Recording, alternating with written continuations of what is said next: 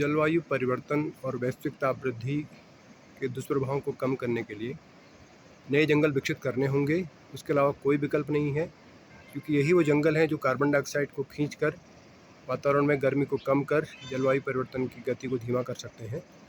अब नए जंगल कैसे विकसित हों, इस पर दो तरह की विचारधाराएं हैं। एक हमारे विशेषज्ञों की विचारधारा है जो कहते हैं कि पौधारोपण ही वह तरीका है जिससे जंगल विकसित हो सकते हैं। दूसरी तरफ कुदरत एक संदेश और दे रही है। ये आप देख सकते हैं, पांडुकेश्वर जो बद्रीनाथ के रास्ते में पड़ता है, इसमें ये 90 डिग्री का कोण बनाती हुई पहाड़ियाँ हैं, और इन पहाड़ियों में चट्टानों के बीच में जहाँ पर वनस्पति का उगना लगभग नामुमकिन है, वहाँ पर पेड़ और ये जंगल, वृक्ष, लताएँ सब आप देख सकते हैं भरपूर मात्रा में।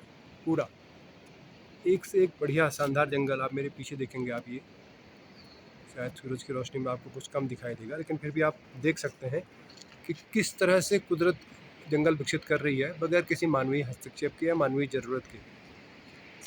और दूसरी तरफ राज्य गठन के बाद हम लोग लगभग 25 करोड़ पौधे रोप चुके हैं, और यह मान ले रहे हैं कि वो सारे पौधे पेड़ बन गए और नए जंगल विकसित हो गए, जबकि हकीकत आप सब जानते हैं।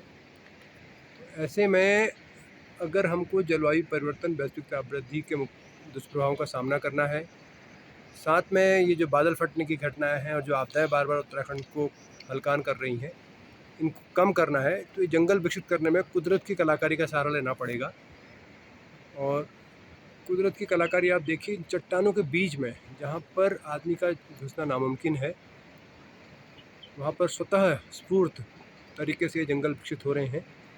तो ये एक सॉल्यूशन है जिस पर हमको बढ़ना चाहिए कि कुदरत को उसके काम को करने देना चाहिए, और मानवीय हस्तक्षेप, चाहे जंगल की आग है, चाहे नुकसान है, उसको रोक सकें, तो हम लोग वापस फिर ये जलवायु परिवर्तन और जो ग्लोबल वार्मिंग है इसके दुष्प्रभाव को कम करने में सफल हो सकते हैं।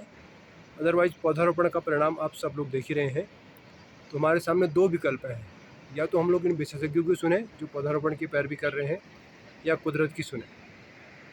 धन्यवाद।